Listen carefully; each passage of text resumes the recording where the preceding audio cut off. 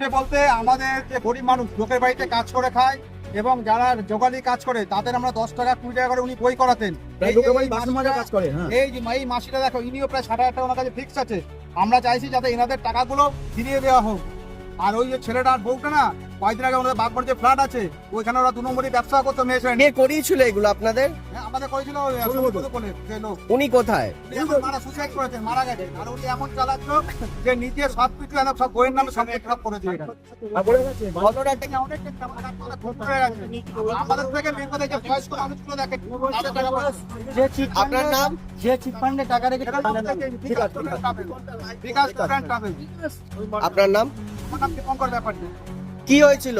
বিকাশে টাকা রেখেছিলাম, উনি হঠাৎ করে শুনলাম সুসাইড করেছে। এখন আমাদের 3 বোনের সব ছেলে মেয়েকে যাই হোক মানুষ তো করতে হবে। শ্বশুরবাড়ি থেকে আমাদের চাপ দিচ্ছে, আমাদের টাকা দিতেই হবে। এখান থেকে বলছে আমরা টাকা দিতে পারবো না। এবার আমরা কি করবো সেই চাইছি বিচার। আমরা হালিশহর থানায় জানিয়েছেন? জানিয়েছি, দেখা যাক কি করা যায়, কিন্তু এই টাকা আমরা চাই। আমরা সম্পত্তি আছে বলো। হ্যাঁ, সম্পত্তি আছে, চাকরি করতে না, আমরা অনেক দূরে থাকি, সেখান থেকে আমাদের করিয়েছি। আমরা করতে চাইনি রীতিমতো কাজ। আপনার নাম? আমার নাম টুম্পা ভাট। বলছি আজকে প্রায় মাস দেড়েক হবে, সমীর মতো বলে একটা ভদ্রলোক আছে, আজকে প্রায় 30-35 বছর ধরে ব্যবসা করছে। এই ব্যবসা প্রায় ফানের ব্যবসা করছে। আমরা প্রায় না হলে কম করে বুধবারে ম্যাক্সিমাম 4 ভাগে 3 ভাগ লোক বই করেছে। আর আমাদের মনসতলা চত্বরে, দত্তপাড়া চত্বরে, হালিশহর ডালি স্কুলে, এদিকে আমাদের সিটি বাজার, এদিকে রেলের ফান্ডের ব্যাপারে যারা রেল স্টাফ, তাদের কাছ থেকে সবকিছু লোন নিয়ে একটা ব্যবসা করেছে, চিট ফান্ডের যেটা বসে। আমাদের দোষ আমরা কেন করেছি? আমরা লোভে করেছি, দোষটা আমাদের। কিন্তু আমরা জানি যে আমাদের কোনো লোক দেখাতো যে 45 দিনের মাথায় টাকা ডবল হয়ে যাবে, সে আশায় অনেকের কাছে টাকা করতে দিয়েছে, সেই টাকাটা প্রচুর হয়ে গেছে। কি হয় একদিন আমরা জানতে পারলাম কি সমীর মধু মারা গেছে, যে ভদ্রলোক, তাও আমরা জানতাম না। ও বউ বললাম, ও বউ বলছে ও মরে গেছে, আমি জানি না ওর বউ মরে গেছে। ভালো কথা। এইবার আমরা তো সব কষ্টের পয়সা টাকা আমরা সব তুলে গেলাম, সব মিলে একত্র হয়ে ওর বাড়িতে গেলাম। আমরা গিয়ে বললাম আমাদের টাকা যে টাকা জমেছে সেটা কবে দেওয়া হবে, কবে দেওয়া হবে। ও বউ আমাদের উপর টাচের কথা বলছে যে না টাকা পয়সা আমরা জানি না, হিসাব করতে জানি না, ও কাজটা বুঝে না, ও কাজটা বুঝতে পারবে, তো মারা গেছে। আমার তো তুমি শুধু আর সমীর মধ্যে একটা কথা বলে যেত, আমি যদি না থাকি আমার বাড়িতে যাবি, আমার বউ দেবে টাকা, ছেলে টাকা বেশি।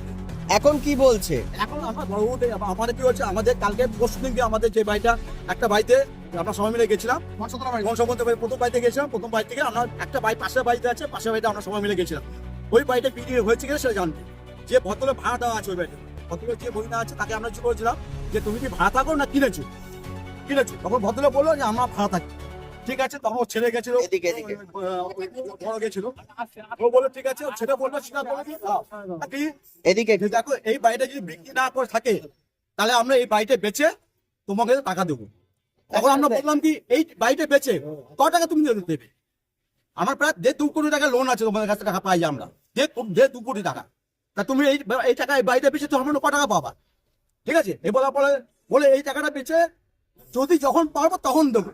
ওই কথা বললে তো হবে না। মানে কতটা চিন্তার মধ্যে রয়েছেন? বিশাল চিন্তা, রাতে ঘুম হচ্ছে না আমাদের।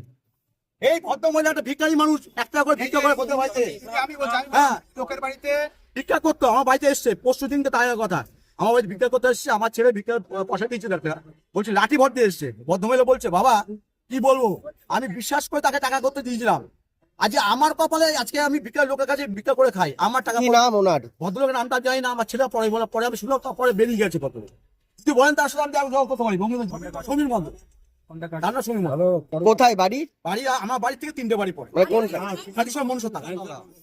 আপনিও কি করেছিলেন? আমিও করেছি। আমি প্রায় 16,000 টাকার উপরে পাবো। তার আগে আমার 84,000 টাকাটা ইয়ে হয়েছে, দেখুন ঘটনা বলছি। আমার 84,000 টাকা ম্যাচুরি হয়েছে। সে সমীর মতো আমার একদিন আমাকে একটা দোকান আছে ভূতবাগানে, আমাকে ডাকলো, দেখ বলে বাপা শোন, বলে কি বল, বলছি এক কাজ কর, 84,000 টাকাটা ভাঙিস না, টাকাটা ভাঙিস না, এই টাকাটা 45 দিনের মধ্যে ডবল হবে। ঠিক আছে, তুই একটা টাকাটা রেখে দে। আপনার নাম? আমার নাম বাপ্পা রায়। আপনার জীবনের সমস্ত প্রতিকূল পরিস্থিতির অবসান ঘটাতে আজই আসুন কামাখ্যা সিদ্ধতান্ত্রিক গোল্ড মেডেলিস্ট প্রশান্ত আচার্য কাছে, যিনি একাধারে জ্যোতিষ ও বাস্তুবিদ, যাহা বাস্তব অভিজ্ঞতার মাধ্যমে বহু মানুষকে নতুন পথ দেখিয়েছেন। তাই আজই আসুন সুদক্ষ জ্যোতিষ ও বাস্তুবিদ এই প্রশান্ত আচার্যের কাছে।